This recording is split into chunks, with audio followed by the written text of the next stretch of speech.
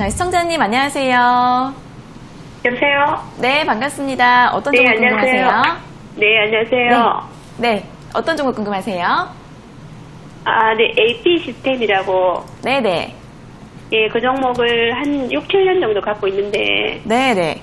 예, 지금 한 53%가 마이너스거든요. 매수가랑 비중이 어떻게 되세요? 매수가는 51,200원이고, 네. 비중은 한 20%요. 네, 51,200원의 비중 20%요. 네. 네, 이제 현재가가 한 22,000원, 3,000원 정도인데 굉장히 몇 년 동안 보유를 하셨네요. 네네, 너무 네. 장기간 가서, 예. 어떤 점이 궁금하세요? 이거를 손질을 해야 될지 아니면 물타기를 해야 될지, 이게 전문가한테 요청을 드리는 거예요. 네네, 손절을 해야 될지 아니면 추가 매수를 해서 단가를 좀 낮춰봐야 할지 네네네. 여쭤봐 드리겠습니다. 네. 네, 전문가님 AP 시스템을 한 6, 7년 정도를 보유하셨다고 합니다. 5만 원, 5만 1,000원대에서 가지고 계시는데 네. 어떻게 하면 좋을까요? 네. 상당히 좀 힘든 시기였죠. 하필이면 네네. 이제 매수했던 시기가 거의 고점 자리예요. 그리고 나서 주가가 지금 계속 빠져 있는데, 사실 AP 시스템이라는 그 회사가 그동안 이제 주가가 오르지 못하고 계속 떨어져 있잖아요. 근데 네. 떨어져 있던 이유는 분명히 있어요. 결국은 이제 OLED 쪽 사업을 보고서 가야 되는 이제 기업이 바로 AP 시스템이거든요. 네. 근데 OLED 사업이 지난 2019년도 그렇고 2018년도 그렇고 좋은 시기가 아니었어요. 네. 그래서 이제 그동안 하락세가 나왔던 거고요. 네. 이 패널, 이제 OLED 패널이라고 이제 들어보셨잖아요. 그쵸? 네. 일반 LCD 패널하고 OLED 패널하고 다른 점이 뭘까요? 화질은 더 선명해요. 그죠? 그리고 네. 가격이 더 비싸거든요. 네네. 그러니까 일반적으로 TV를 볼 때 우리가 LCD TV하고 OLED TV하고 같이 놓고서 보지 않는 이상 사실 LCD TV로도 우리가 좀 만족도가 충분하거든요. 화질이 굉장히 좋아 보여요. 근데 두 개를 비교해 보면은 이제 OLED가 더 좋긴 하죠. 근데 중요한 건 이제 단가가 비싸다는 거예요. OLED 패널 자체가. 그래서 네. 그동안 LCD 쪽에서 계속 이제 패널 수요가 많이 있었고, OLED 같은 경우에는 사실 스마트폰 쪽에서만 수요가 좀 많이 있었거든요. 네. 근데 시기적으로 본다면 전기차 같은 경우에도 올해 좀 굉장히 강하잖아요. 그죠? 지난해 연말부터 해서. 네네네. 그죠? 네. 근데 그전에는 힘이 없었어요. 별로. 그죠? 네. 그런 것처럼 OLED 쪽도 이제 조만간 시세가 나오기 시작을 할 거예요. 이제 LCD 네. 쪽에서 OLED 쪽으로 이제 기업들이 조금씩 이제 이동을 하고 있거든요. 네. 그래서 AP 시스템은 제가 볼 때는 가격적으로 보면 지금은 상당히 좀 싼 가격에 위치해 있어요. 네. 매수 단가 차이도 많이 나기 때문에 차라리 저는 지금 이 기업을 팔 게 아니라 오히려 평균 단가를 좀 낮추시고 가는 게 조금 더 유리하다라고 생각을 합니다. 물타기를요? 네, 맞아요. 그래서 저는 네. 이 기업은 지금 주가가 현재 22,900원에 있잖아요. 네네. 그렇죠. 이 기업은 22,000원에서 22,500원 정도 이 가격 안에 있을 때 그때 비중을 한 10% 정도만 더 늘리시면 네. 아마도 이제 매수 단가가 높기 때문에 많이 떨어질 거예요. 매수 가격이. 네. 그렇게 해서 기다리셔야 돼요. 쭉 끌고 가셔야 됩니다. 네. 나중에 보면 이 기업은 28,000원 정도까지 다시 회복이 됐을 때 그때 한번 다시 상담을 받아보실 필요가 있어요. 그러니까 네. 이번에 이제 말씀드렸던 가격대에서 추가 매수 한번 해보시고 28,000원까지 올라오면 그때 다시 한번 문의를 주세요. 아, 네네. 그럼 아시겠죠? 선생님, 10%를 물타기 한 20% 정도를, 아니, 절반 정도를. 원래 이게 처음에 보면은 이제 올라간다라고 얘기를 하면 또 네. 이제 욕심이 좀 나게 돼요. 그리고 평균 네. 단가가 좀 많이 안 떨어질 것 같고 그런데 사실 OLED 쪽이 지금 원래 삼성이라든지 LG 쪽도 투자가 사실 오래 진행이 되었어야 된다고 생각을 하거든요. 근데 네. 코로나19가 지금 장기화되고 있잖아요. 그러다 네. 보니까 투자 이슈가 언제 나올지 몰라요. 네. 그러니까 미리부터 한 번에 다 채우지 마시라는 거예요. 그래서. 아, 네네. 그래서 이번에는 10%만 채우시고요. 나중에 네. 올라갈 때 해도 늦지 않아요. 그러니까 28,000원. 올라갈 때도 다시 10% 물타기. 나중에 28,000원 왔을 때 그때 한번 연락 주시면 제가 그때 추가 매수가 또 가능한지 말씀을 드릴게요. 네, 감사합니다. 네, 응원하겠습니다. 네. 네. 네, 손절보다는 평균 단가를 낮추시는 게 더 좋을 것 같습니다. 22,000원대에서 일단은 10% 정도만 추가 매수하시고요. 다시 주가가 28,000원대까지 올라오면 다시 전화 주셔서 상담 받아보시면 도움이 되실 것 같습니다. 자, 이어서 다음 상담 전화 받아보겠습니다. 시청자님 안녕하세요. 네, 여보세요. 네, 반갑습니다. 어떤 종목 궁금하세요? 헬릭스미스요. 헬릭스미스요. 네, 네. 매수가랑 비중은요? 56,000원에 네. 30%요. 네, 56,000원의 비중은 30% 맞으세요? 예, 예. 네, 오늘 급락이 나오고 있어서 좀 걱정이 되실 것 같은데 어떤 점이 궁금하세요? 오늘 유상증자 소식을 듣고 겁나게 노는데요. 네네. 이 8월 중순에서 한 달 정도 고생하다가 이제 겨우 본전 다 돼가는데, 또 이래가지고, 이게 유상증자 넣어서 이럴 때 다시 매도를 해야 되나, 안 그러면 기다려야 되나 싶어가지고요. 네네. 매수가까지 이제 올라왔는데 다시 또 급락을 해서, 더 보유를 해야 될지 아니면 좀 손절을 해야 될지 고민이신 거예요? 예. 네네. 알겠습니다. 바로 여쭤봐 드릴게요.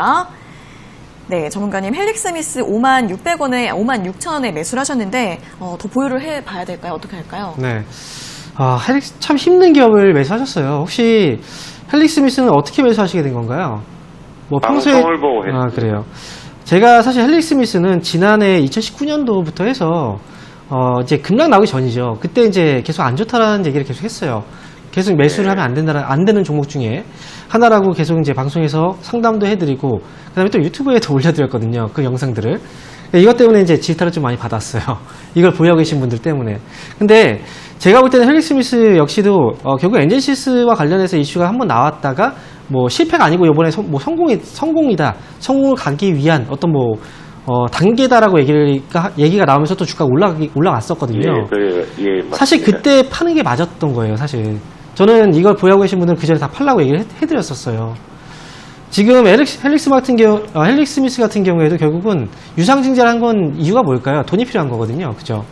돈이 필요하기 때문에 유상증자를 한 거고, 그 다음에 이제 연구가 계속해서 좀, 잘 진행이 됐었다면, 굳이 여기서 유상증자를까지 갈 필요는 없었던 거예요, 사실, 어찌 보면은.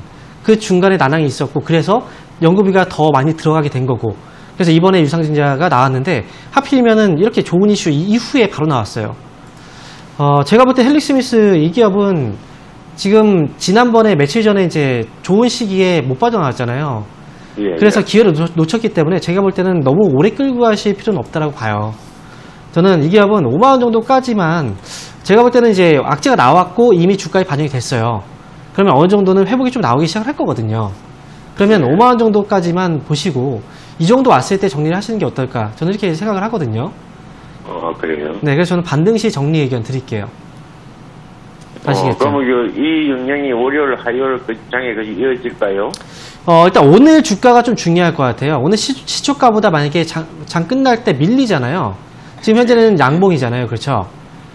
그죠? 네. 지금 현재 시초가보다 지금 올라와 있는 상태예요. 만약에 장 후반까지 밀리면서 이제 음봉으로 바뀌어버리면 아마 월요일, 화요일까지도 영향이 나올 수 있어요.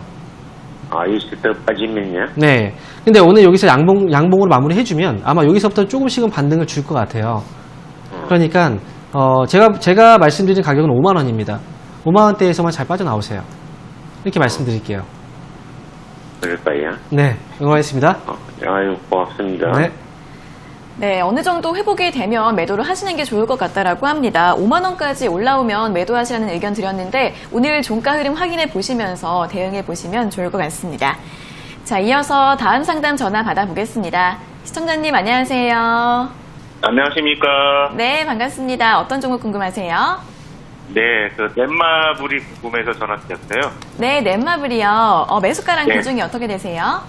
네, 매수가는 18만 2천 원에 비중은 50%입니다. 네, 18만 2천 원에 비중 50%요. 네, 네, 현재가랑 지금 가격이 똑같으신데 어떤 점이 궁금하세요? 요게 제가 빅히트 엔터테인먼트 방탄소년단 지분을 한 22% 갖고 있는데요. 네네. 그래서 다 10월 달에 상장이 되는데, 네. 제가 그래서 선취매를 했는데 요거를 그때까지 갖고 가도 되는지 어떨는지 좀 궁금해서 전화드렸어요. 네, 빅히트 상장 이슈 때문에 매수를 하셨고 그때까지 좀 계속 가져가도 괜찮을지 궁금하신 것 같아요. 네, 맞습니다. 드리겠습니다.